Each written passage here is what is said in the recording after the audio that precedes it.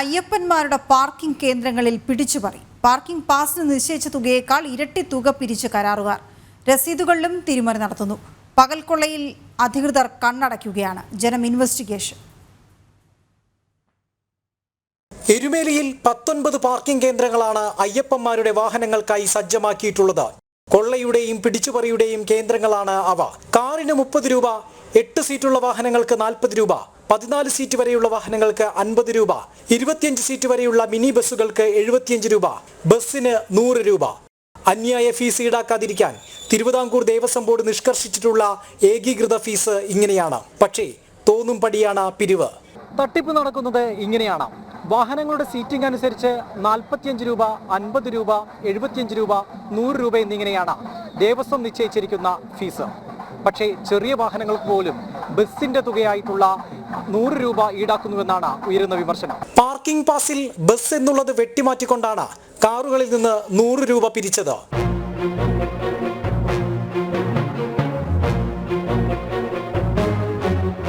മാത്രമല്ല, ദേവസ്വം സീലില്ലാത്ത പാസുകളും ഉപയോഗിക്കുന്നുണ്ട്. ഞങ്ങൾ നടത്തിയ അന്വേഷണത്തിൽ പകൽ വെളിച്ചത്തിൽ പിടിച്ചുപറിക്കുന്നത് തെളിഞ്ഞു.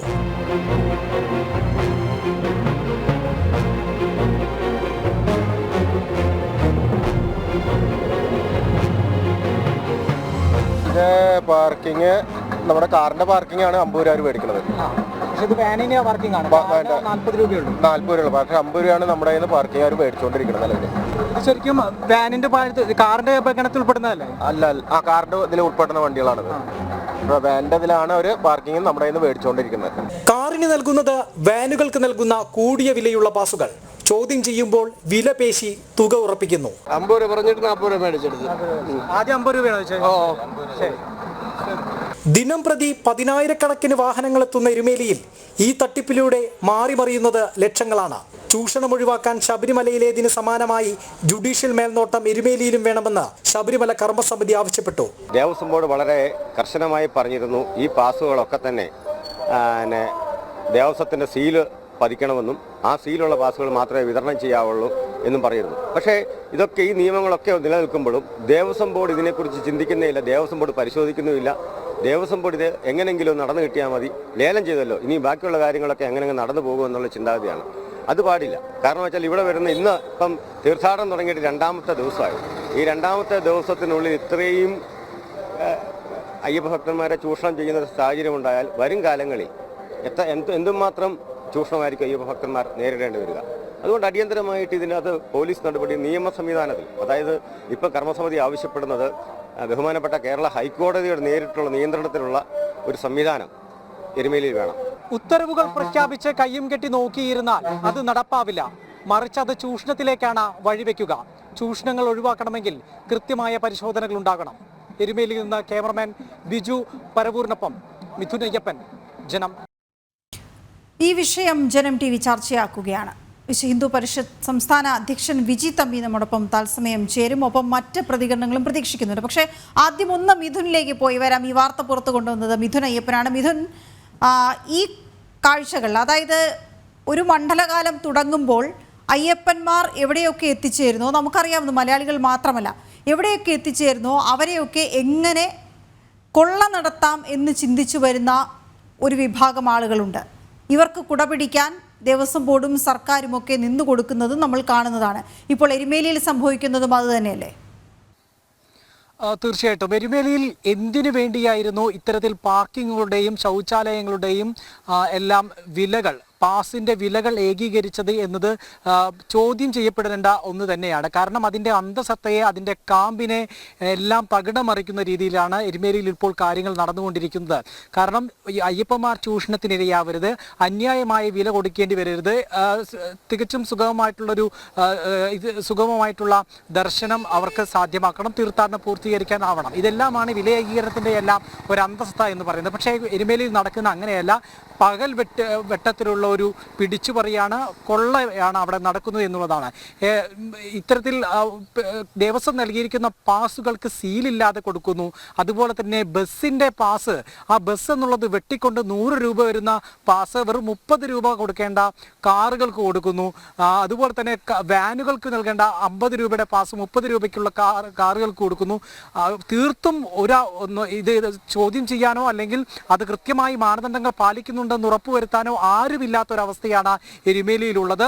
എരുമേലിയിൽ എത്തുന്ന ഓരോ അയ്യപ്പൻ്റെയും കഴുത്തറുക്കുന്ന നടപടികളാണ് ഓരോ മേഖലകളിൽ നടന്നുകൊണ്ടിരിക്കുന്നത്. അടിസ്ഥാന സൗകര്യങ്ങളിലാകട്ടെ, പാർക്കിംഗ് മേഖലകളിലാകട്ടെ, ശൗചാലയങ്ങളിലാകട്ടെ, വഴിപാട് വസ്തുക്കളായിട്ടുള്ള ശരക്കോലിലും അതുപോലെ തന്നെ കച്ചയിലും ഗദയിലും വാളിലുമാകട്ടെ എല്ലാത്തിലും ഇത്തരത്തിൽ പിടിച്ചു പറിക്കുന്ന ഒരു സംവിധാനമാണ് എരുമേലിയിൽ നടക്കുന്നത്. എരുമേലിയിൽ യാതൊരു വിധത്തിലുള്ള സംവിധാനങ്ങൾ പ്രവർത്തിക്കുന്നില്ല എന്നുള്ളതാണ്. ദേവസ്വത്തിൻ്റെതാകട്ടെ അതുപോലെ തന്നെ സർക്കാരിൻ്റെതാകട്ടെ ഇത് മേൽനോട്ടം വഹിക്കേണ്ട ഒരു സംവിധാനങ്ങളും കാര്യക്ഷമമായി പ്രവർത്തിക്കുന്നില്ല എന്നുള്ളതാണ് ഈ മണ്ഡലകാലത്തിൻ്റെ ആദ്യ 2 ദിവസങ്ങളിൽ നിന്ന് വ്യക്തമാകുന്നത്. ആദ്യത്തെ 2 ദിവസം പോലും വലിയ രീതിയിൽ കഴുത്തറുപ്പൻ വിലകൾ നൽകുന്നു, കുത്തിന് പിടിച്ച് വാങ്ങുന്നു എന്നുള്ളത് തന്നെയാണ് നമുക്ക് പറയാൻ കഴിയുന്നത്. അയ്യപ്പന്മാർ എത്രയും പെട്ടെന്ന് ദർശനം പൂർത്തിയാക്കുന്ന ലഭിച്ചിരിക്കുന്ന ടൈം സ്ലോട്ടിനുള്ളിൽ എരുമേലിയിലും സമീപത്തുള്ള അമ്പലങ്ങളിലും പോയി അയ്യനെ ദർശിച്ച് മടങ്ങണം. ഈ തിരക്കിനുള്ളിൽ നൽകേണ്ടി വരുന്ന പണം നൽകിക്കൊണ്ട് പെട്ടെന്ന് സ്ഥലം കാലിയാക്കുക എന്നുള്ള മൈൻഡിലൂടെ ബോധത്തിലെത്തുന്ന അയ്യപ്പന്മാർക്ക് ഈ അറിഞ്ഞുകൊണ്ട് തന്നെ ഈ ട്രാപ്പിൽ വന്ന് പെടുന്ന ഒരു അവസ്ഥയാണ് എരുമേലിയിൽ കണ്ടുകൊണ്ടിരിക്കുന്നത്. കഴിഞ്ഞ ദിവസം ഇത് ചോദ്യം ചെയ്തുകൊണ്ട് ശബരിമല കർമ്മസമിതിയിലെ പ്രവർത്തകർ ഇത് കയ്യോടെ തന്നെ പിടികൂടിയിരുന്നു. സീലില്ലാത്ത റെസിപ്റ്റ് കീറി നൽകുന്നത് ശ്രദ്ധയിൽപ്പെട്ട് അവർ ഇടപെട്ടിരുന്നു. ഒപ്പം തന്നെ ഇതുപോലെ അമിതമായിട്ടുള്ള തുക ഈടാക്കുന്നതും ശ്രദ്ധയിൽപ്പെട്ട് അവർ ആ വ്യക്തിയെ, ആ കരാറുകാരൻ നിയോഗിച്ച ജീവനക്കാരനുമായി പോലീസ് കൺട്രോൾ റൂമിലെത്തിയിരുന്നു. പക്ഷേ അവിടെയും ഈ കൺട്രോൾ റൂമിലും ഇതുമായി ബന്ധപ്പെട്ട് ഒരു കൃത്യമായിട്ടുള്ള നടപടി എടുത്തിട്ടില്ല എന്നുള്ളത് തന്നെയാണ് ശബരിമല അയ്യപ്പ സേവാ സമാജവും അതുപോലെ തന്നെ ശബരിമല കർമ്മസമിതി പ്രവർത്തകരുമെല്ലാം തന്നെ വ്യക്തമാക്കുന്നത്. അവിടെ ഇക്കാര്യത്തിൽ എന്തെങ്കിലും പ്രശ്നമുണ്ടായാൽ സ്ഥലത്തെത്തി അത് വേണ്ട രീതിയിലുള്ള ശക്തമായിട്ടുള്ള നടപടി എടുക്കേണ്ട പൂർണ്ണമായും എരുമേലിയിൽ ഒരു ദിവസം പൂർണ്ണമായും അവിടെ ഉണ്ടാകേണ്ട അധികൃതർ, ചുമതലപ്പെട്ടവർ അവിടെയില്ല. നമ്മൾ ആവശ്യപ്പെടുമ്പോൾ അവിടെ എത്തി ഇത് പരിഹരിക്കാനും തയ്യാറാകുന്നില്ല എന്നുള്ളതാണ് എരുമേലിയിലെ ഏറ്റവും ദുർഘടമായിട്ടുള്ള ഇപ്പോഴത്തെ അവസ്ഥ. ഏതായാലും അയ്യപ്പന്മാർ അനുനിമിഷം എരുമേലിയിലും ശബരിമലയിലും എല്ലാം തന്നെ ഇത് അവർ അനുഭവിക്കുന്ന പ്രശ്നങ്ങളുടെ ഒരു ഭാഗം മാത്രമാണ് എന്നതുകൂടിയാണ്. പക്ഷെ അത് ചർച്ച ചെയ്യപ്പെടാതിരിക്കാൻ കഴിയില്ല. വിശ്വ ഹിന്ദു പരിഷത്ത് സംസ്ഥാന അധ്യക്ഷൻ ബിജി തമ്പി നമ്മോടൊപ്പം ചേരുന്നുണ്ട് തത്സമയം. ശ്രീ ബിജി തമ്പി, അയ്യപ്പന്മാർ അല്ലെങ്കിൽ ഈ മണ്ഡലകാലം തുടങ്ങുമ്പോൾ അയ്യപ്പന്മാർ വരാനിടയുള്ള ഭാഗങ്ങൾ എവിടെയൊക്കെ ഉണ്ടോ അവിടെയൊക്കെയും ഈ കൊള്ള നടക്കുന്നത് നമ്മൾ കാണാറുണ്ട്. അതിന് വളരെ പ്രധാനപ്പെട്ട ഒരു കാര്യമെന്ന് പറയുന്നത് കേരളത്തിൽ നിന്ന്, അതായത് മലയാളികൾ, ഇപ്പോൾ നമ്മൾ ഈ വിഷയം ചർച്ച ചെയ്യുമ്പോൾ ഇത് മലയാളികൾ ഒന്നടങ്കം കാണുന്നുണ്ട്. മലയാളികൾ വരുന്നതിനൊപ്പം തന്നെ നമുക്കറിയാം തമിഴ്നാട്ടിൽ നിന്നും കർണാടകയിൽ നിന്നും ആന്ധ്രാപ്രദേശിൽ നിന്നും മഹാരാഷ്ട്രയിൽ നിന്നും ഒക്കെയുള്ള അവിടെ നിന്നൊക്കെയുള്ള ഭക്തരാണ്, അയ്യപ്പ ഭക്തരാണ് ശബരിമലയിലേക്ക് എത്തിച്ചേരുന്നത്. അപ്പോൾ ഇവർക്ക് ഇവിടെ എന്താണ് സംഭവിക്കുന്നതെന്നോ ഇത് എത്ര രൂപയാണ്, 30 ആണോ 40 ആണോ 50 ആണോ എന്നൊന്നും നോക്കാനുള്ള സമയമോ ഒരുപക്ഷെ അവരത് ശ്രദ്ധിക്കുന്നോ ഉണ്ടാകില്ല. ഇതിൻ്റെ മറവിൽ കൂടിയാണ് ഈ കൊള്ള നടത്തുന്നത്. കൃത്യമായി ആരുടെയൊക്കെ വാഹനങ്ങളാണ് തിരഞ്ഞു പിടിച്ച് ഇത്തരത്തിൽ പൈസ ഈടാക്കുന്നത്. മലയാളികളിൽ നിന്ന് ഈടാക്കുന്നതിനേക്കാൾ ഒരുപക്ഷെ ഇരട്ടിയാണ് മറ്റ് ഭാഷ അയ്യപ്പ ഭക്തരിൽ നിന്ന് ഏർപ്പെടുത്തുന്നത്. അപ്പോൾ ഇതെല്ലാം വ്യക്തമായ കൊള്ള കാണിച്ചു തരുന്ന ഒന്നാണ്. അത് നോക്കാൻ, നിരീക്ഷിക്കാൻ ആരുമില്ല എന്നുള്ളതും വാസ്തവമാണ്. എങ്ങനെയൊക്കെ ഇടപെടൽ നടത്തേണ്ടതുണ്ട് എന്ന് താങ്കൾ കരുതുന്നു? സ്വാമിയെ ശരണമയ്യപ്പ. ഈ അയ്യപ്പന്മാർ ഭഗവാനെ ഒരു നോക്ക് കാണാൻ ലോകത്തിന്റെ നാനാഭാഗങ്ങളിൽ നിന്നും ഇവിടെ എത്തുന്ന അയ്യപ്പന്മാർ ഇത്രയ്ക്ക് നികൃഷ്ട ജീവികളാണോ? ഇത്രയും നികൃഷ്ടമായിട്ടാണോ ഇവരെ നമ്മുടെ സർക്കാരും ദേവസ്വം ബോർഡും കാണുന്നത്? ആലോചിച്ച് നോക്കുക. ഈ അയ്യപ്പന്മാരെന്ന് പറഞ്ഞാൽ അവർ അയ്യപ്പ സ്വാമിമാരാണ്, അവർ ഭക്തന്മാരല്ല, അവർ യഥാർത്ഥ അയ്യപ്പന്മാരാണ്. അത്രയും വ്രതനിഷ്ഠയോടെ വന്ന് ഭഗവാനെ കാണാൻ വരുന്ന അവരോട് എന്തുമാത്രം അവജ്ഞയും എന്തുമാത്രം പുച്ഛവുമാണ് ഇവിടെ പല ആൾക്കാരും കാണിക്കുന്നത്. ഞാൻ ചോദിക്കട്ടെ, എരുമേലിയിലെ കാര്യം. എരുമേലിയിൽ ഈ വാഹന പാർക്കിംഗ് ഒക്കെ നിസ്സാര കാര്യമാണ്, അതല്ല അവിടെ നടക്കുന്നത്. അവിടെ ഒരു ശരക്കോല്, കഴിഞ്ഞ പ്രാവശ്യം അവിടുത്തെ കാര്യങ്ങൾ തീരുമാനിക്കുന്ന ആരാ? എരുമേലിയിലെ അയ്യപ്പ സ്വാമിയുമായി ബന്ധപ്പെട്ട കാര്യങ്ങൾ തീരുമാനിക്കുന്ന അവിടുത്തെ മഹൽ കമ്മിറ്റിയാണെന്ന്. ആലോചിച്ച് നോക്കിയേ, ഈ അവസ്ഥയിലാണ് കാര്യങ്ങൾ നിൽക്കുന്നത്. അവിടെ ഒരു ശരക്കോൽ, ഒരു 1-1.5 രൂപ മാത്രം വില വരുന്ന ഒരു ശരക്കോല് 50 രൂപയ്ക്കാണ് കൊടുക്കാൻ തീരുമാനിച്ചത്. അവസാനം കളക്ടർ ഇടപെട്ടിട്ട് മഹാമനസ്കത, അദ്ദേഹത്തിന്റെ മഹാമനസ്കത കൊണ്ട് 50, 35 ആലോചിച്ച് നോക്കിയേ, 1, 1.5 രൂപ വിലയുള്ള സാധനത്തിനാണ് 35 രൂപ. അതുപോലെ തന്നെ ഓരോ കാര്യങ്ങളും അവിടെ ഒരു അയ്യപ്പന്മാര് പേട്ടതുള്ളി പോകുമ്പോ ഒരു കൊട്ടി പോകുന്നതിന് എത്ര 250, 50, 500 രൂപയാണ് ചാർജ് ചെയ്യുന്നത്. ഈ അയ്യപ്പന്മാര് വരുന്ന പാവപ്പെട്ടവരെ കൊള്ളയടിക്കുക, അവരെ പിടിച്ചു പറിക്കുക. എന്താണ് ഇത് കാണിക്കുന്നത്? എരുമേലിയിൽ ഈ അവസ്ഥ. ഞാൻ ചോദിക്കട്ടെ, ഈ അയ്യപ്പന്മാര് എന്നിട്ട് നമ്മൾ ഓരോ രീതിയിലും പല രീതിയിലും പറയുന്നു, നിങ്ങൾ എരുമേലി പേട്ട തുള്ളിക്കോളൂ, നിങ്ങൾ ചെറിയ അമ്പലത്തിൽ നിന്ന് പേട്ട തുള്ളി വലിയ അമ്പലത്തിലേക്ക് പോകും. അതിനിടയിലുള്ള അയ്യപ്പനുമായിട്ട് ഒരു ബന്ധവുമില്ലാത്ത വാവര് പള്ളിയിൽ എന്തിനാ കയറുന്നത്? അവിടെ നടക്കുന്ന വേറൊരു വലിയ തട്ടിപ്പ്. എല്ലാ രീതിയിലും അയ്യപ്പന്മാരെ കൊള്ളയടിക്കുകയാണ് എരുമേലി നടക്കുന്നത്. അതുപോലെ തന്നെ അവിടുന്ന് തിരിച്ച് ഇവിടെ വന്നാൽ നിലയ്ക്കൽ വന്നാലോ? ഇന്നലെ ഞാൻ ശബരിമല പോയി, മെനഞ്ഞാന്ന് ശബരിമല പോയി. എന്റെ നേരിട്ടുള്ള അനുഭവം ഞാൻ പറയാം.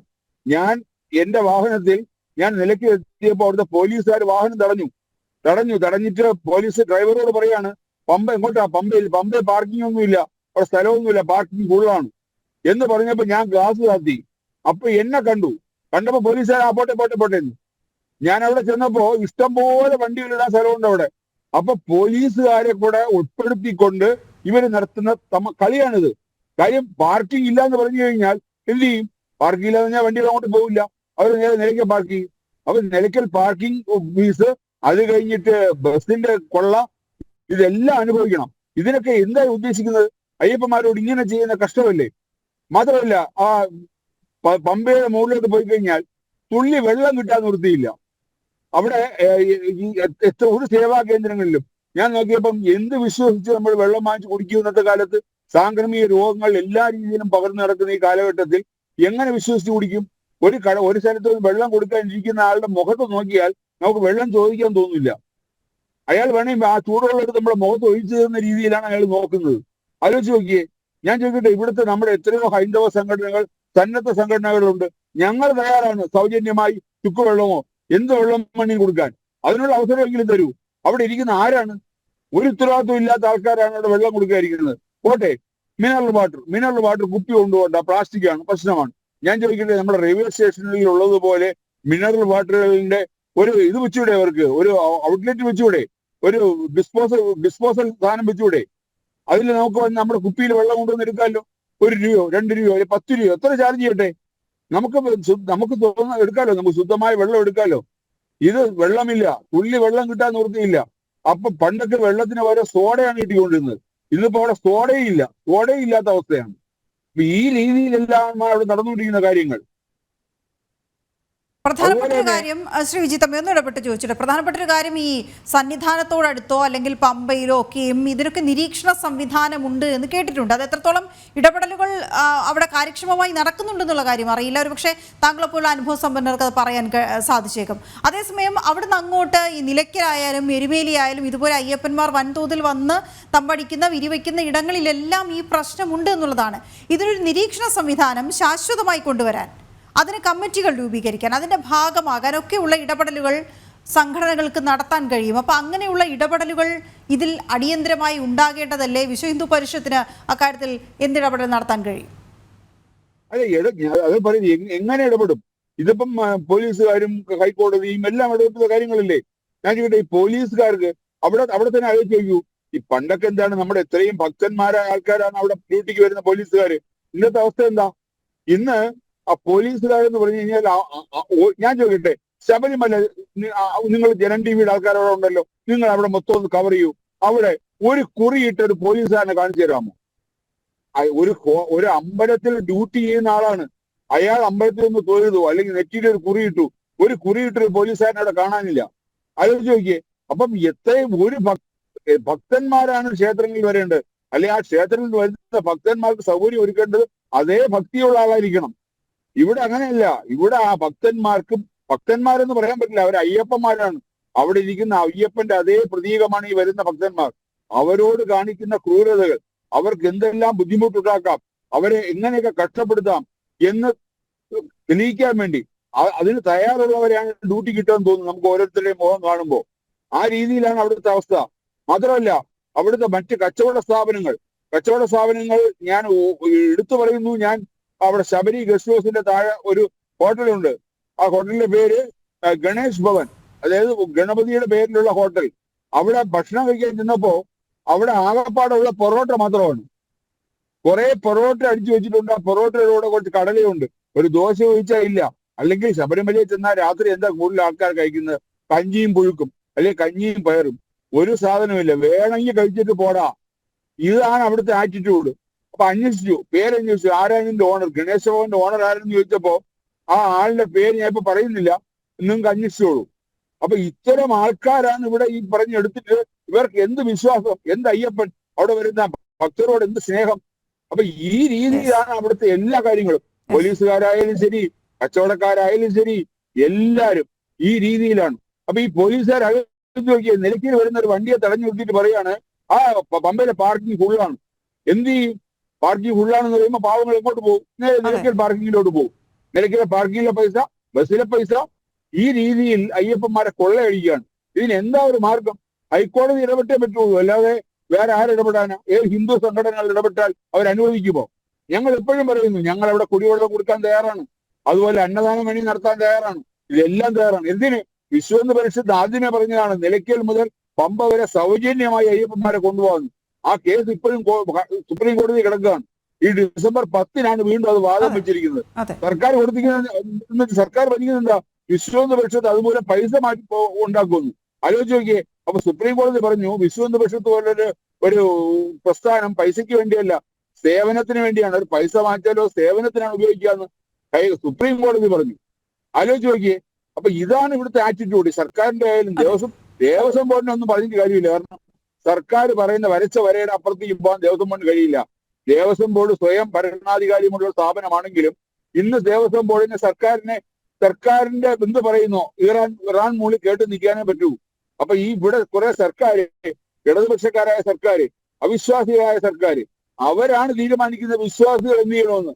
ഞാൻ ചോദിക്കട്ടെ, ഈ ഹിന്ദുക്കളുടെ മുകളിൽ മാത്രമല്ല ഈ കൂരകയറ്റം? വേറെ എവിടെയെങ്കിലും പള്ളി പെരുന്നാളിനോ മറ്റേത് ചെയ്യുമോ? ഇവിടെ തന്നെ ആലപ്പുഴ ഒരു പള്ളിയിൽ അവിടെ വരുന്ന ആൾക്കാർക്ക് സൗജന്യമായിട്ട് KSRTC ആലപ്പുഴ ബസ് സ്റ്റാൻഡ് എത്തിച്ചു കൊടുക്കുന്നു. ആലോചിച്ച്, എന്നിട്ട് ഇവിടെ പാവപ്പെട്ട അയ്യപ്പന്മാരെ കൊള്ളയടിക്കുന്നു. ഇത് കഷ്ടം തന്നെയാണ്. ഇതിനെതിരെ യഥാർത്ഥത്തിൽ പറഞ്ഞാൽ കംപ്ലീറ്റ് അയ്യപ്പ വിശ്വാസികളായ എല്ലാവരും 2018 തെരുവിൽ ഇറങ്ങിയതുപോലെ ഒറ്റക്കെട്ടായി ഇറങ്ങണം. തീർച്ചയായും താങ്കൾ ചൂണ്ടിക്കാണിച്ച വളരെ പ്രസക്തമായ ഒരു കാര്യമാണ്.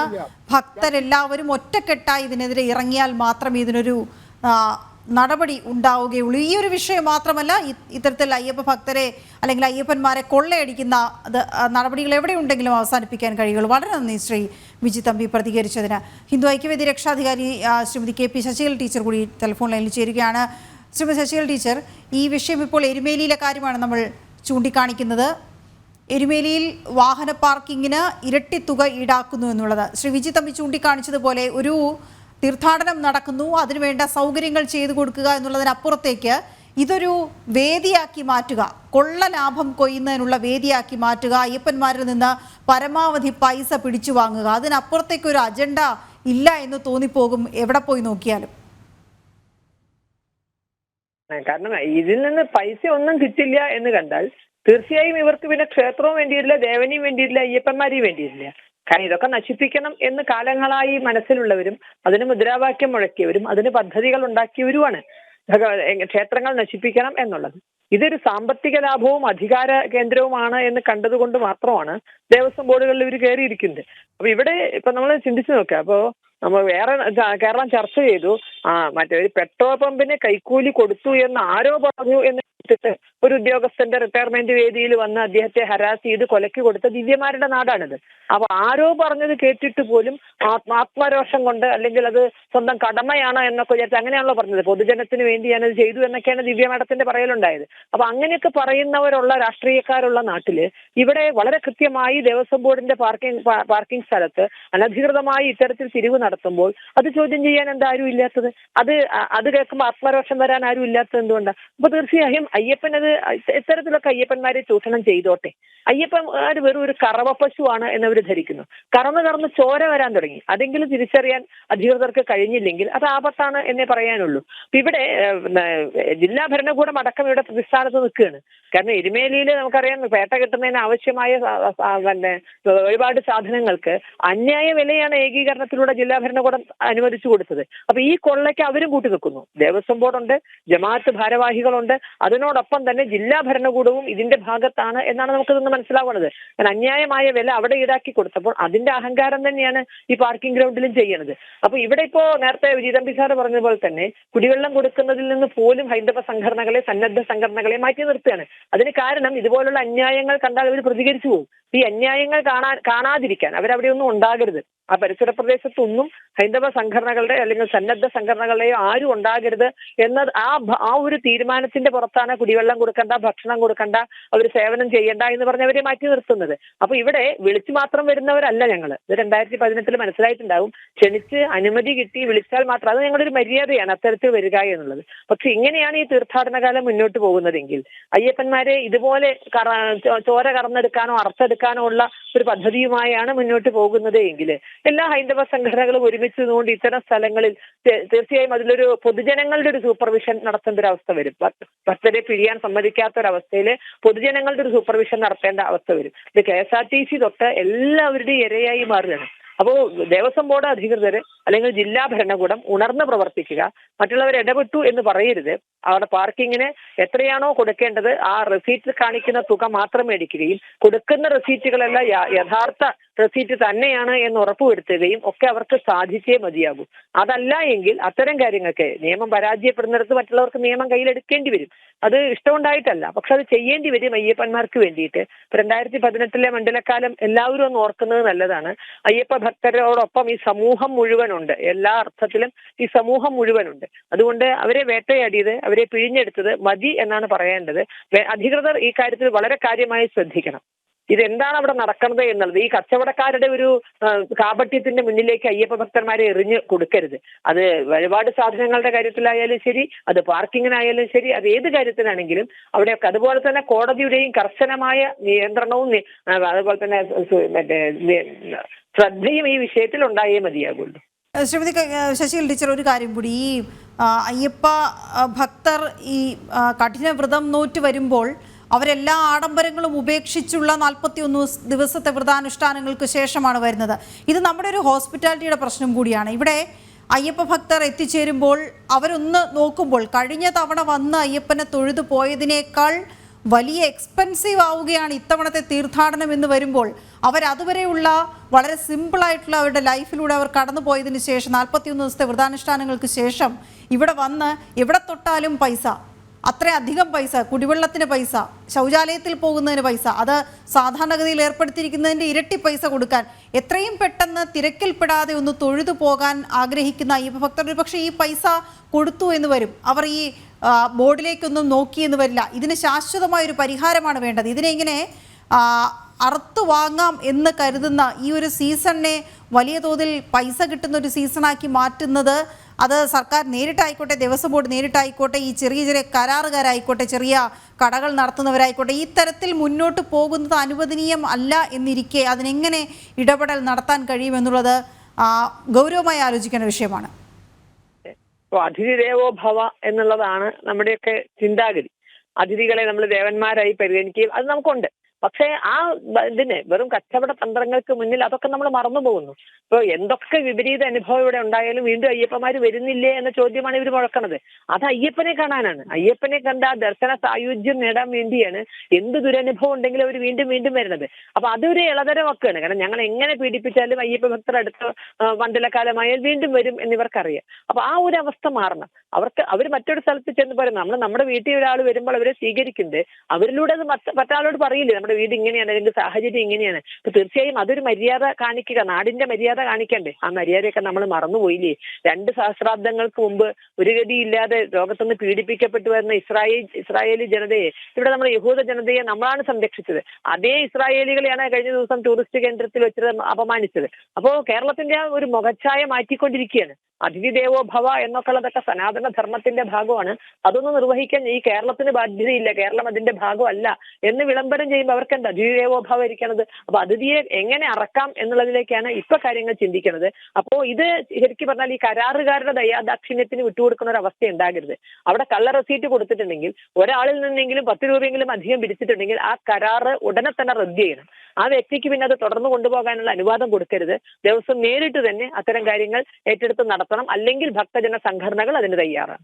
ഇപ്പോൾ ശ്രീ വിജി തമ്പി ചൂണ്ടിക്കാണിക്കുകയുണ്ടായി, താങ്കളും അത് പറയുകയുണ്ടായി, ഭക്തജനങ്ങൾ ഒന്നടങ്കം ഇതിൻ്റെ പിന്നിൽ ഒരു കാലത്ത് നമ്മൾ വിജയിച്ചതാണല്ലോ. തെരുവിലിറങ്ങണം, ഇതിനെതിരെ പ്രതിഷേധിക്കണം. ഒരു കാര്യത്തിൽ മാത്രമല്ല, പല കാര്യത്തിൽ ഈ വിഷയം നമുക്ക് മുന്നോട്ട് വയ്ക്കാനുണ്ട് എന്നിരിക്കെ പ്രതിഷേധ പരിപാടികൾ ഒരുപക്ഷെ ഉണ്ടായെങ്കിൽ മാത്രമല്ലേ ഇതിനെതിരെ എന്തെങ്കിലും അവർ ഒരു ചെറുവിരൽ അനക്കാനെങ്കിലും ശ്രമിക്കുകയുള്ളൂ. അങ്ങനെ നിർബന്ധിതമാക്കിയാൽ അതേ കരണീയമായിട്ടുള്ളൂ.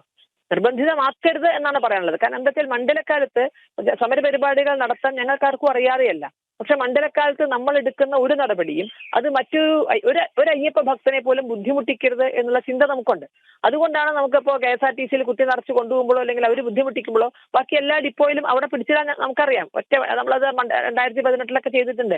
ഒറ്റ വണ്ടി പോലും ഒരു ഡിപ്പോന്നും പുറത്തിറങ്ങാത്ത വിധത്തിൽ നമുക്ക് പിടിച്ചിടാൻ കഴിയും. പക്ഷെ അതുകൊണ്ടൊക്കെ നരകിക്കാൻ പോകുന്നത് സാധാരണക്കാരനും അയ്യപ്പ ഭക്തരുമാണ്. ഒരു അയ്യപ്പ ഭക്തന് പോലും ബുദ്ധിമുട്ടുണ്ടാകരുത് എന്നുള്ളിടത്താണ് നമ്മൾ പരമാവധി സംയമനം പാലിക്കുന്നത്. പക്ഷെ അതൊരു ദൗർബല്യമായി കരുതരുത്. അതിന്റെ പേരിൽ വേട്ടയാടാൻ തുടങ്ങിയാൽ എല്ലാ മര്യാദയും ഒന്ന് മാറ്റിവെച്ചുകൊണ്ട് ഈ അയ്യപ്പ ഭക്ത സംഘടനകൾ അല്ലെങ്കിൽ ഹൈന്ദവ സംഘടനകൾ തീർച്ചയായും ഒരു ജനകീയ പ്രതിരോധത്തിന് മുതിരും, അല്ലെങ്കിൽ അവർ തന്നെ നേരിട്ട് കൈകാര്യം ചെയ്യേണ്ടുന്ന അവസ്ഥയിലേക്ക് എത്തിക്കും. അപ്പോ അതൊന്നും ഈ നാടിനത്ര പുത്തരിയുള്ളതല്ല എന്ന് അറിയാം. അപ്പൊ അതിലേക്കൊന്നും കൊണ്ടുപോകാതിരിക്കാൻ ജില്ലാ ഭരണകൂടം ഉണർന്ന് പ്രവർത്തിക്കുക, ദേവസ്വം ബോർഡ് ഈ സമയത്ത് ഉണർന്ന് പ്രവർത്തിക്കുക. ഇനി നിങ്ങളെ കൊണ്ട് പറ്റില്ലെങ്കിൽ തീർച്ചയായും പറ്റാത്തവരെ മാറ്റി നിർത്തിക്കൊണ്ട് അത് ഏറ്റെടുത്ത് നടത്താൻ സാധിക്കും എന്ന് മാത്രം പറയുന്നു. യെസ്, വളരെ നന്ദി ശ്രീമതി ശശികല ടീച്ചർ. താങ്കൾ ചൂണ്ടിക്കാണിച്ചത് വളരെ പ്രസക്തമായ ചില ഇടപെടലുകൾ നടത്തേണ്ടതുണ്ട് എന്നുള്ളതാണ്. ഇതിന് ഹൈന്ദവ സംഘടനകൾ ഒന്നിക്കേണ്ടത് കൂടി ഉണ്ട് എന്നുള്ള കാര്യത്തിൽ തർക്കമില്ല. നമുക്ക് മിഥുൻ അയ്യപ്പനിലേക്ക് ഒന്നുകൂടി പോയി വരാം. മിഥുൻ, ഈ പാർക്കിംഗ് പാസിന് ഇരട്ടി തുക, എരുമേലിയെ സംബന്ധിച്ചിടത്തോളം അവിടുത്തെ ഈ പാർക്കിംഗ് പാസിന് ഇരട്ടി തുക വാങ്ങുന്നു എന്നുള്ളതാണല്ലോ വളരെ പ്രധാനപ്പെട്ട ഒരു വിഷയമായി നമ്മൾ ഈ മണിക്കൂറിൽ ചർച്ച ചെയ്തുകൊണ്ടിരിക്കുന്നത്. അതേസമയം തന്നെ ഈ പാർക്കിംഗ് പാസിന് നൽകുന്ന ഇരട്ടി തുകയ്ക്കൊപ്പം തന്നെ മറ്റു അടിസ്ഥാന സൗകര്യങ്ങൾക്ക് വേണ്ടിയും അയ്യപ്പന്മാർ ഇത്തരത്തിൽ വൻ തുക നൽകേണ്ട സാഹചര്യം വരുന്നുണ്ടോ? അതായത് ബോർഡിൽ പ്രദർശിപ്പിച്ചിരിക്കുന്ന തുകയേക്കാൾ ഇരട്ടി വാങ്ങുന്നത്, കുടിവെള്ളത്തിനായിക്കോട്ടെ ശൗചാലയങ്ങൾക്കായിക്കോട്ടെ ഇരട്ടി തുക വാങ്ങുന്ന സാഹചര്യം അവിടെ ഉണ്ടോ? മിഥുൻ, മറ്റെന്തൊക്കെ പ്രശ്നങ്ങൾ നേരിൽ കണ്ടു മനസ്സിലാക്കാൻ കഴിഞ്ഞിട്ടുണ്ട്? തീർച്ചയായിട്ടും ഉണ്ട് എന്നുള്ളത് തന്നെയാണ്. പ്രത്യേകിച്ച് മറ്റൊരു വസ്തുത കിടക്കുന്നത് ശൗചാലയങ്ങളുടെ കാര്യത്തിലാണ്. ശൗചാലയങ്ങളിൽ 5 രൂപയും 10 രൂപയുമാണ് വിവിധ ആവശ്യങ്ങൾക്ക് വേണ്ടി ദേവസ്വം ബോർഡ് നിശ്ചയിച്ചിരിക്കുന്ന തുക. പക്ഷേ ഓരോ പാർക്കിംഗ് ഗ്രൗണ്ടിലും പല വിധത്തിലുള്ള വിലകൾ ആണ് വാങ്ങുന്നത്. അത് ബോർഡുകൾ പ്രദർശിപ്പിക്കുന്നുണ്ടെങ്കിൽ പോലും അയ്യപ്പന്മാരിൽ നിന്ന് പിടിച്ചു പറിക്കുക, ഇല്ല 5 രൂപയല്ല 10 രൂപയാണ് എന്ന് പറഞ്ഞ് അത്തരത്തിൽ തന്നെ പിടിച്ചു പറിക്കുക എന്നുള്ള. ഒരുപക്ഷെ ആരെങ്കിലും ചോദ്യം ചെയ്താൽ തന്നെ അതിനെയും നേരിടുന്ന ഒരവസ്ഥ എരുമേലിയിൽ ഉണ്ട് എന്നുള്ളത് തന്നെയാണ് ഏറ്റവും പ്രധാനപ്പെട്ട കാര്യം. അത് എല്ലാ വർഷവും ഉണ്ട്, ഇത്തവണയും ഉണ്ട് എന്നുള്ളതാണ്. 5 രൂപയും 10 രൂപയും നിശ്ചയിച്ചെടുത്ത് 30 രൂപ വരെ വാങ്ങിയിട്ടുണ്ട് എന്നുള്ള വിവരങ്ങൾ ലഭ്യമായിട്ടുണ്ട്. അതിൻ്റെ പരാതികളും കൃത്യമായി ഹൈന്ദവ സംഘടനകൾ ഇതുമായി ബന്ധപ്പെട്ടവർക്ക് നൽകിയിട്ടുണ്ട് എന്നുള്ളത് തന്നെയാണ് ഏറ്റവും പ്രധാനപ്പെട്ട കാര്യം. പിന്നെ നമ്മൾ ഏറ്റവും ദിവസങ്ങളായി പറഞ്ഞുകൊണ്ടുവരുന്ന വില ഏകീകരണമുണ്ടല്ലോ, ഈ പേട്ടതുള്ളലിന് വേണ്ടി ഉണ്ടാകുന്ന ഇത്തരത്തിൽ ശരക്കൊലടക്കമുള്ളവരുടെ വസ്തുത, അക്കാര്യങ്ങളും അത് വലിയൊരു കൊള്ളയാണ് എന്നുള്ളത് ഇതോടകം തന്നെ ചർച്ച ചെയ്യപ്പെട്ട് കഴിഞ്ഞിട്ടുണ്ട്. വെറും 1.5 രൂപ 2 രൂപ വരെ വിലയുള്ള സാധനങ്ങൾക്ക് 35 രൂപ വില ഈടാക്കാൻ ലൈസൻസ് നൽകുന്ന, കൊള്ളയ്ക്ക് ലൈസൻസ് നൽകുന്ന ഒരു സ്ഥിതിവിശേഷം എരുമേലിയിലുണ്ട്. അതിനെതിരെ ശക്തമായിട്ടുള്ള പ്രതിഷേധം ഉയർന്നിട്ടും അത് പുനഃപരിശോധിക്കാൻ തയ്യാറായിട്ടില്ല എന്നുള്ളതാണ് ഏറ്റവും പ്രധാനപ്പെട്ട കാര്യം. അതായത് ഈ മാഫിയ സംഘങ്ങൾക്കും ഈ കച്ചവട മാഫിയയ്ക്കും അതുപോലെ തന്നെ ജമാഅത്ത് പോലുള്ള ഈ ഭൂമാഫിയ, അവിടുത്തെ ഭൂമി കൈകാര്യം ചെയ്യുന്ന ജമാഅത്ത് അടക്കമുള്ളവരുടെ സമ്മർദ്ദങ്ങൾക്കും വഴങ്ങിക്കൊണ്ട് അയ്യപ്പന്മാരെ കൊള്ളയടിക്കാൻ വിട്ടു നൽകുന്ന ഒരു അവസ്ഥയാണ് എരുമേലിയിൽ ഉണ്ടായിട്ടുള്ളത് എന്നുള്ളതും യാഥാർത്ഥ്യം തന്നെയാണ്. അതോടൊപ്പം തന്നെ ഇതിന് വേണ്ടത് എന്ന് പറയുന്നത് കൃത്യമായിട്ടുള്ള മേൽനോട്ടം ഉണ്ടാവുക എന്നുള്ളതാണ്. ഏതെങ്കിലും തരത്തിൽ ഇപ്പോൾ പണം കൂടുതൽ വാങ്ങുകയോ അല്ലെങ്കിൽ റസീറ്റുകളിൽ കൃത്രിമം കാണിക്കുകയോ ചെയ്യുന്നുണ്ടെങ്കിൽ അതിന് കർശനമായിട്ടുള്ള നടപടികൾ ഉണ്ടാകണം. കൃത്യമായിട്ടുള്ള വലിയ രീതിയിൽ തുക ഫൈൻ ഈടാക്കുകയോ അല്ലെങ്കിൽ കരാർ വ്യവസ്ഥകൾ തന്നെ റദ്ദു ചെയ്യുകയോ ഒക്കെ ചെയ്യുന്ന രീതിയിലേക്ക് കൃത്യമായിട്ടുള്ള നടപടികൾ ഉണ്ടായെങ്കിൽ മാത്രമേ ഇതിന് എന്തെങ്കിലും പരിഹാരമാവുകയുള്ളൂ. ഇപ്പോൾ കഴിഞ്ഞ ദിവസം ഉണ്ടായ കാര്യങ്ങളുടെ ഉദാഹരണങ്ങളിലേക്ക് കടക്കുകയാണെങ്കിൽ ഹൈന്ദവ സംഘടനകൾ ഇടപെട്ട് ഇത്തരത്തിൽ റസീറ്റുകൾ പിടിച്ചെടുക്കുന്നു, അല്ലെങ്കിൽ തുക കൂടുതൽ ഈടാക്കുന്ന പരാതിയുമായി രംഗത്തെത്തുമ്പോൾ ആ ജീവനക്കാരനെ, അതായത് ടിക്കറ്റ് കീറി നൽകുന്ന ദിവസക്കൂലിക്ക് നിൽക്കുന്ന ഏതെങ്കിലും കരാറുകാരൻ നിശ്ചയിച്ചിട്ടുള്ള ഈ ജീവനക്കാരനെ കൊണ്ടുപോയി പോലീസ് സ്റ്റേഷനിൽ കൊണ്ടുപോയി അവൻ്റെ ഫോട്ടോ എടുക്കുകയും അവൻ്റെ വിവരങ്ങൾ ശേഖരിക്കുകയും അതൊരു ഡോക്യുമെൻ്റായി അവിടെ രേഖപ്പെടുത്തുകയും ചെയ്യുന്നതിനപ്പുറത്തേക്ക് യാതൊരുവിധ നടപടിയും ഉണ്ടാകുന്നില്ല എന്നുള്ളതാണ്. അതായത് ഇതിൻ്റെ പണം കൈപ്പറ്റുന്ന, ഈ കൊള്ള ലാഭം കൈപ്പറ്റുന്ന കരാറുകാരനെ ഒന്നും സംഭവിക്കുന്നില്ല, ഈ കരാർ വ്യവസ്ഥകൾക്കൊന്നും സംഭവിക്കുന്നില്ല. ഈ ലക്ഷങ്ങൾ അവരുടെ അക്കൗണ്ടിലേക്ക് മുറ തെറ്റാതെ വരികയും ചെയ്യുന്നുണ്ട്. അതിൻ്റെ ഒരു വിഭാഗം ഇതിൻ്റെ അധികൃതരും കൈപ്പറ്റുന്നുണ്ട് എന്നുള്ളതാണ് യാഥാർത്ഥ്യം. അത്തരത്തിലുള്ള വിമർശനം തന്നെയാണ് ഉയരുന്നത്. അതായത് എവിടെയാണോ കൃത്യമായി പ്രഹരമേൽപ്പിക്കേണ്ടത് അവിടെ തന്നെ കൊണ്ടുള്ള ഒരു നടപടി ഉണ്ടെങ്കിൽ മാത്രമേ ഈ കൊള്ളയിൽ നിന്ന് അയ്യപ്പന്മാരെ മോചിപ്പിക്കാൻ സാധിക്കുന്നു എന്നുള്ളതാണ് ഏറ്റവും പ്രധാനപ്പെട്ട കാര്യം. അത്തരത്തിലുള്ള നടപടിയിലേക്ക് നീങ്ങിയാൽ മാത്രമേ എരുമേലി എന്ന് മാത്രമല്ല അയ്യപ്പന്മാർ വീട്ടിൽ നിന്നിറങ്ങി ഇരുമുടിക്കെട്ടി മുറുക്കി വീട്ടിൽ നിന്നിറങ്ങി ഇത്തരത്തിൽ പൊന്നമ്പലത്തിൽ ഭഗവാനെ കണ്ടു തൊഴുത് ഇറങ്ങുന്നത് വരെയുള്ള സകല ചൂഷണങ്ങളും ഒഴിവാക്കണമെങ്കിൽ കൃത്യമായിട്ടുള്ള ഇത്തരത്തിൽ ഇനി ആവർത്തിക്കാൻ പറ്റാത്ത തരത്തിലുള്ള നടപടികൾ ഉണ്ടാകണം. കർശനമായിട്ടുള്ള നടപടികൾ ഉണ്ടായാൽ മാത്രമേ ഇത്തരത്തിൽ സുഗമമായിട്ടുള്ള, അതുപോലെ തന്നെ ചൂഷണരഹിതമായിട്ടുള്ള ഒരു തീർത്ഥാടന കാലം ഉണ്ടാക്കാൻ കഴിയൂ എന്നുള്ളത് തന്നെയാണ് ഏറ്റവും പ്രധാനപ്പെട്ട കാര്യം. മിഥുൻ, ഒരു കാര്യം കൂടി ചോദിച്ചോട്ടെ. ഇത്തരത്തിൽ നമുക്കറിയാം, ഈ വലിയ വ്രതം എടുത്തു വരുന്ന സാത്വികരാണ് ഇവരെല്ലാവരും. അവരെ ഒരു വലിയ പ്രശ്നം ഉണ്ടാക്കാനൊന്നും ആഗ്രഹിക്കുന്നവരല്ല. പക്ഷേ ഇത്തരത്തിൽ കണ്ണിന്റെ മുന്നിൽ പകൽക്കൊള്ള കാണുമ്പോൾ പ്രതികരിക്കുന്നവരുണ്ടോ? അങ്ങനെ പ്രതികരിക്കുമ്പോൾ അവിടെ ചെറിയ അസ്വാരസ്യങ്ങൾ ഉണ്ടാകുന്നതൊക്കെയും ശ്രദ്ധയിൽപ്പെട്ടിട്ടുണ്ടോ? തീർച്ചയായിട്ടും. പക്ഷേ എരുമേലിയുടെ ഒരു സാഹചര്യം എന്ന് പറഞ്ഞു കഴിഞ്ഞാൽ അത് വളരെ ട്രിക്കോട് കൂടി തന്നെയാണ് ഇത്തരത്തിൽ ഈ ചൂഷണം ചെയ്യുന്നവർ ഉപയോഗിക്കുന്നത്. അതായത് ഒരു പാർക്കിംഗ് ഗ്രൗണ്ടിൽ നിന്ന് പുറത്തേക്ക് ഇറങ്ങുന്ന സമയത്താണ് ഈ ടിക്കറ്റ് എല്ലാം കീറി നൽകുന്നത്. അതുകൊണ്ട് തന്നെ പുറകിൽ നിരവധി വാഹനങ്ങൾ വന്നിരിക്കുന്നു. പുറത്തേക്ക് ഇറങ്ങുന്ന റോഡിൽ മറ്റു വാഹനങ്ങൾ ക്യൂവായി നിൽക്കുന്നു.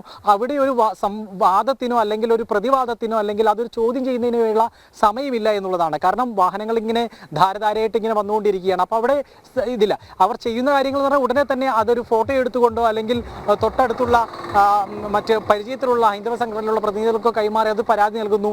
അവർ നേരിട്ടെത്തി ഇത് പരിശോധിക്കുന്നു എന്നുള്ളതൊക്കെയാണ് അവിടെ നടക്കുന്നത്.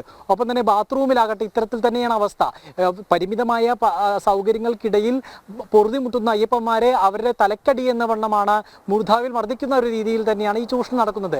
അതുകൊണ്ട് തന്നെ ചോദ്യം ചെയ്യലുകളും നടക്കുന്നുണ്ടെങ്കിൽ പോലും അതിനെ ചോദ്യം ചെയ്താൽ എന്താണ് ഉണ്ടാകാൻ പോകുന്നത്? ഞാൻ നേരത്തെ സൂചിപ്പിച്ചതുപോലെ തന്നെ ആ ഒരു ജീവനക്കാരനെ എന്തെങ്കിലും ശാസിക്കുകയോ അല്ലെങ്കിൽ അവൻ്റെ പേരിൽ ചില നടപടികൾ ഉണ്ടാക്കുകയോ എന്നതിനപ്പുറത്തേക്ക് ഒന്നും നടക്കുന്നില്ല. അതുകൊണ്ട് തന്നെ ഈ ചോദ്യം ചെയ്യലുകൾ പോലും ഒരു തരത്തിലും ഇത് ബാധിക്കേണ്ടവരെ ബാധിക്കാത്തിടത്തോളം കാലം യാതൊരു വിധത്തിലുള്ള പ്രതിഷേധങ്ങളും ഫലം കാണില്ല എന്നുള്ളത് തന്നെയാണ് കഴിഞ്ഞ കുറച്ച് ദിവസങ്ങളിൽ നിന്ന് നമുക്ക് ഇവിടെ നിന്ന് നേരിട്ട് മനസ്സിലാക്കാൻ പറ്റുന്നത്. ഈ ചൂഷണത്തിന് അറുതി വരുത്തിയേ കഴിയൂ. ശരി മിഥുൻ, ഞാൻ ഒന്നുകൂടി വിശ്വ ഹിന്ദു പരിഷത്ത് സംസ്ഥാന അധ്യക്ഷൻ ശ്രീ വിജി തമ്പിയിലേക്ക് പോവുകയാണ്. ശ്രീ വിജി തമ്പി, മിഥുൻ ഇപ്പോൾ ചൂണ്ടിക്കാണിച്ചൊരു വിഷയമുണ്ടല്ലോ. ചിലപ്പോൾ അയ്യപ്പന്മാർ പ്രതികരിക്കുമ്പോൾ അത് ഏത് ജീവനക്കാരനെതിരെയാണോ പ്രതികരിക്കുന്നത് ആ ജീവനക്കാരനെതിരെ മാത്രം തൽക്കാലത്തേക്ക് ഒരു നടപടിയെടുക്കുക. ഒരുപക്ഷെ അദ്ദേഹത്തെ അവിടെ നിന്ന് കുറച്ച് സമയത്തേക്ക് മാറ്റി നിർത്തിയേക്കാം. പക്ഷേ ഈ കൊള്ളയ്ക്കായി വീണ്ടും അവിടേക്ക് തന്നെ കൊണ്ടുവരികയാണ്. അപ്പോൾ ഇതൊരു ഗൂഢാലോചനയുടെ ഭാഗമാണ്. അല്ലാതെ ഓരോ കരാറുകാരും അല്ലെങ്കിൽ ആ കരാറുകാർ ഏർപ്പെടുത്തിയിരിക്കുന്ന ഓരോ ജീവനക്കാരനും സ്വമേധയാ എടുക്കുന്ന നടപടികളല്ല. ഈ അവിടെ ചൂഷണം ചെയ്യപ്പെടുന്ന അയ്യപ്പന്മാർ മിക്കവാറും എല്ലാവരും അന്യ സംസ്ഥാനക്കാരാണ്. കേരളത്തിലുള്ളവർ വന്നാലാണ് ഈ പ്രതികരിക്കുന്നത്. മറ്റു പാവങ്ങൾ അവർ പ്രതികരിക്കാറില്ല. അവർ അയ്യപ്പനെ കാണാൻ ഒരു നോക്ക് കാണാൻ വേണ്ടി വരുമ്പോ പലർക്കും അറിയില്ല ഇതൊക്കെ ഇവിടുത്തെ കാര്യമാണെന്ന് വിചാരിക്കും. എന്ത് കഷ്ടമാണെന്ന് നോക്കിക്കോളൂ. ഞാൻ ചോദിക്കട്ടെ, പാർക്കിംഗ് കാര്യത്തിലായാലും ശരി, ഈ പറഞ്ഞ സ്ഥലത്തിന്റെ കാര്യത്തിലായാലും ശരി, അവിടെ ഓരോ കാര്യത്തിലും അയ്യപ്പന്മാരെ എന്തെല്ലാം രീതിയിൽ ബുദ്ധിമുട്ടിക്കുന്നു. ഇവിടെ വന്നു കഴിഞ്ഞാൽ, പമ്പയിൽ വന്നു കഴിഞ്ഞാൽ അവിടുന്ന് അങ്ങോട്ട് കയറാൻ തുടങ്ങുന്നത് തൊട്ട് പിടിച്ചു പറിയാണ്, അയ്യപ്പന്മാരെ പിടിച്ചു പറിക്കുകയാണ്. അതായത് ഞാൻ ചോദിക്കട്ടെ, അതുപോലെ ഈ പല അയ്യപ്പന്മാരും സാമ്പത്തികമായിട്ട് സൗകര്യമുള്ളവരുണ്ട്, അവർക്കറിയില്ല. ഈ ഭഗവാനെ കാണാൻ പോകാൻ തീരെ നിവൃത്തിയില്ലാത്തവർ, ആരോഗ്യപരമായിട്ട് ഒട്ടും നിവൃത്തിയില്ല, ഞാൻ ഒരു അയ്യപ്പനെ കാണാമെന്ന് ആഗ്രഹിച്ച് വരുന്നവർക്ക് വേണ്ടിയാണ് അവിടെ പറഞ്ഞ ഈ എന്താ പറയാ, ഈ ചുമന്നുകൊണ്ട് പോകുന്നത് ട്രോളി. പക്ഷേ സംഭവിക്കുന്നത് എന്താ, പല ആൾക്കാരും, ഞാൻ ഇപ്പോ ശബരിമലയിൽ ഞാൻ ദൃക്സാക്ഷിയായ കാര്യമാണ് പറയുന്നത്, പല ആൾക്കാരും ട്രോളിയിൽ കാലൊക്കെ വെച്ച് മൊബൈലിൽ വെച്ച് സംസാരിച്ച് ജോളിയായിട്ട് കയറി പോകും. ട്രോളിയല്ല, ജോളിയായിട്ട് കയറി പോകുന്നതാണ് കാണുന്നത്. ഇതൊന്നും യഥാർത്ഥത്തിൽ പറഞ്ഞാൽ അവിടുത്തെ ആചാരമേ അല്ല. യഥാർത്ഥത്തിൽ പറഞ്ഞാൽ മനുഷ്യൻ ചുമന്നുകൊണ്ട് പോകാൻ പാടില്ല, തെറ്റാണത്. അത് അയ്യപ്പസ്വാമി ഒരിക്കലും അത് അംഗീകരിക്കില്ല. 4 പേർ ചേർന്ന് ഒരാളെ ചുമന്നുകൊണ്ട് പോകുന്ന ജീവിതത്തിൽ ഒരിക്കലേ ഉള്ളൂ, അത് അവന്റെ ജീവൻ പോയതിനു ശേഷമാണ്. അതാണ് ചെയ്യേണ്ടത്. പക്ഷെ നിവൃത്തിയില്ല. ഞാൻ അയ്യപ്പസ്വാമിയെ കാണാൻ ആഗ്രഹിച്ചു പോയി, അപ്പൊ എനിക്കിവിടെ വന്നപ്പോ എനിക്ക് ആരോഗ്യപരമായ പ്രശ്നങ്ങൾ വന്നു. അങ്ങനെ ഒരാളിനെ കൊണ്ടുപോയാൽ തെറ്റില്ല. പക്ഷെ ഇത് പണത്തിന്റെ ഹുങ്ക് കാണിക്കുകയാണ്. ഈ ജോലിക്കാർ ചെയ്യുന്നത് എന്താ, ഇവർ പോകുമ്പോ പാവപ്പെട്ട അയ്യപ്പന്മാരെ പിടിച്ചു തള്ളിയിട്ടാണ് ഇവിടെ പോകുന്നത്. പ്രാക്ടിക്കലി പിടിച്ചു തള്ളി മാറ്റിയിട്ട് ഇവർ പോകുന്നു. മാത്രമല്ല അതിനിടയിൽ ട്രാക്ടറുകൾ, ഇതിനെല്ലാം ഒരു കൃത്യമായ സമയകൃത്യത വയ്ക്കണം. ഈ പാവപ്പെട്ട അയ്യപ്പന്മാർക്ക് അങ്ങോട്ട് കയറുമ്പോൾ ഇറങ്ങുമ്പോൾ ചെയ്യുന്നതിനിടയിലാണ് ട്രാക്ടർമാരും പാരയാണ് ട്രാക്ടർ പോയിക്കൊണ്ടിരിക്കുന്നത്. ഇതിനൊരു കൃത്യസമയം വെക്കണം. ഇത്ര സമയം വരെ ട്രാക്ടർ പോകണം. അല്ലെങ്കിൽ ചോദിക്കട്ടെ, എന്തിനാ ഇങ്ങനെ ഓടിക്കുന്നത്? രാത്രി ഇന്ന സമയത്ത് മാത്രമേ അത് വിടാവൂ.